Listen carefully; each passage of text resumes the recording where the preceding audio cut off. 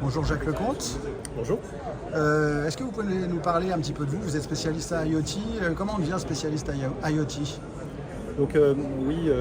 Comment on devient spécialiste IoT? Je suis de formation technique, donc ingénieur de formation. Et donc j'ai fait du développement sur des solutions qui m'ont amené jusqu'à aujourd'hui être à la tête là, d'une société sur laquelle on conçoit et on édite et conçoit une plateforme pour l'Internet des objets, donc spécialisée sur les objets connectés, la gestion des objets connectés et la gestion des données qui sont manipulées et remontées par ces objets connectés. Ça permet quoi? C'est quoi le gain de s'entourer d'IoT justement? S'entourer d'IoT, c'est pouvoir suivre un état pour permettre ensuite de savoir soit où est son objet, si on est dans la géolocalisation d'un équipement physique, pour savoir quel est son état physique, savoir s'il chauffe, s'il a une certaine température, s'il est sur un niveau d'état qui peut être critique ou défaillant. Donc il y a beaucoup de choses aussi autour de la maintenance des IoT, de la maintenance réactive, de la gestion de la maintenance réactive préventive aussi de ces objets, de ces équipements physiques. Donc si on voulait donner une image de un moment dans l'industrie, on a des chaînes de production, des lignes de production. Et l'IoT va permettre de faire quoi? De monitorer, de suivre sa chaîne de production pour regarder son état de fonctionnement. D'optimiser ensuite ses cadences de production, de regarder à quel moment la chaîne défaille ou à quel moment la ligne de production a des dysfonctionnements et de faire la maintenance de ces chaînes et d'optimiser les chaînes de production notamment, par exemple. Lorsqu'on prend un autre exemple sur nous, on sert les collectivités également. Donc on a une plateforme IoT et de données qui va permettre aux collectivités de rendre le territoire ou sa ville connectée, intelligente, durable. Et dans ce cas-là, on a un suivi de l'état de la ville ou de la collectivité. L'état de la ville, c'est quoi? C'est par exemple l'éclairage public. On peut être piloté, on peut piloter l'éclairage public, la programmer, l'éteindre. On peut avoir un état des stationnements dans la ville avec une gestion des places de stationnement disponibles, de connaître la vacance d'une place de stationnement, de savoir la disponibilité des parkings municipaux. Donc ça, c'est l'état de la ville à travers différents métiers, différents cas d'usage.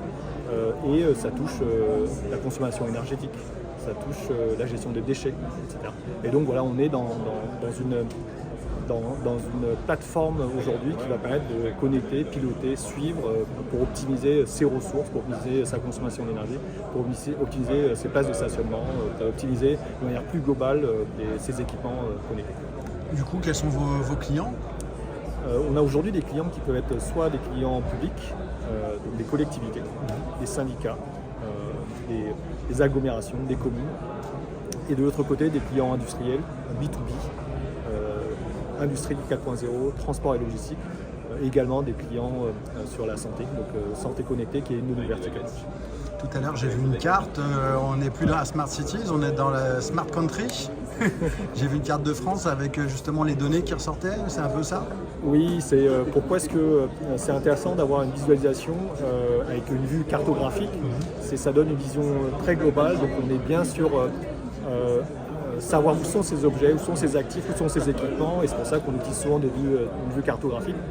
Et à ce moment-là, en fait, on peut toujours avoir une gestion globale, mais aussi descendre et zoomer sur la carte, donc zoomer sur l'actif, zoomer sur l'équipement, zoomer sur le bâtiment, et voir l'état ensuite des bâtiments qui sont visualisables également sur la plateforme. Un point de vue sur l'industrie 4.0 en France? Oui, l'industrie 4.0, c'est un réel enjeu.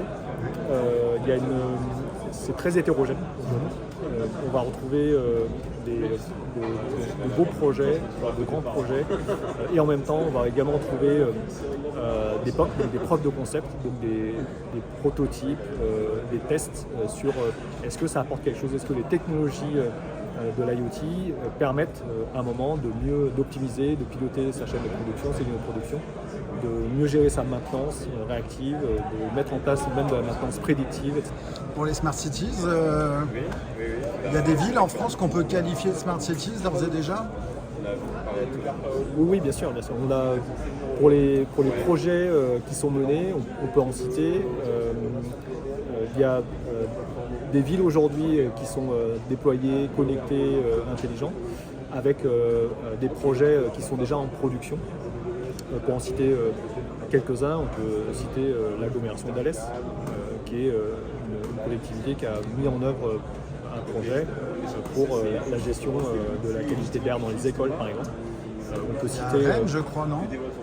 à Rennes, oui, Rennes Métropole a également mis en œuvre, et il y a encore des sujets à venir, donc c'est encore en évolution. Actuellement, il y a un projet sur Châlons, en Champagne, qui est un beau projet de mise en œuvre d'une ville intelligente, connectée et durable. Sur Lyon aussi, il y a eu un système de récupération de données aussi, je crois, mis en place. Oui, sur Lyon, sur le Grand Lyon, beaucoup d'initiatives sur Lyon et Grand Lyon, notamment qui permettent de mettre en place des solutions et surtout également de gérer les données qui sont produites, donc d'avoir une stratégie, une approche sur la mise en place, la gouvernance des données, jusqu'à même de l'open data. Donc le Grand Lyon aujourd'hui propose, il y a un portail sur lequel on va retrouver des données de la ville qui sont accessibles, publiées de manière régulière pour connaître avec des jeux de données, des centaines de jeux de données, ce qui se passe sur le Au niveau international, on avait beaucoup entendu parler de Toronto, qui avait dû jeter l'éponge finalement à cause de la crise sanitaire. Pourquoi ça a échoué Toronto? Quels étaient un peu les enjeux autour de Toronto? Souvent, ce que l'on rencontre ou qu'on voit échouer, c'est les ambitions qui sont grandes et la mise en œuvre qui n'est pas au rendez-vous. Les deux grands projets mondiaux à l'heure actuelle, c'est Émirats Arabes Unis, Masdar et Neom. C'est ça, en Arabie Saoudite? Oui, c'est de très grands projets. Ouais. Vous en pensez quoi, vous? Avec de très grands investissements. Ouais. Et effectivement, oui, l'ambition, elle est très élevée. Il y a une question de moyens, évidemment, là-dessus. Et pour lequel les moyens là qui sont mis en œuvre sont très élevés. Donc il y a de très fortes chances de réussite et de succès sur des niveaux d'investissement. Aujourd'hui, lorsqu'on regarde les projets Smart Cities, on a quand même un ensemble de collectivités, de communes qui sont très petites et qui constituent la majeure partie des collectivités en France aujourd'hui. Et à ce point-là, on est quand même sur des projets qui ne sont pas au niveau là, des Smart Cities qu'on connaît là, à l'international, dont tout le monde parle et qui pour le coup connaissent des budgets qui sont quand même pharaoniques pour ça. Ces deux grands projets, derrière c'est un petit peu le Forum économique mondial. On connaît un petit peu justement Neom, c'est dans le cadre de Saudi Vision 2030 qui a été lancé par le sultan et qui s'inspirait de Vision 2030 du Forum économique mondial. Masdar c'est pareil, en fait c'est le sultan Al-Jabar qui est aussi un contributeur de l'agenda 2030 et qui était président justement de la COP28. Est-ce que vous suivez justement par exemple Davos, etc. quand il parle de ça? Est-ce que vous suivez ça vous en tant que spécialiste?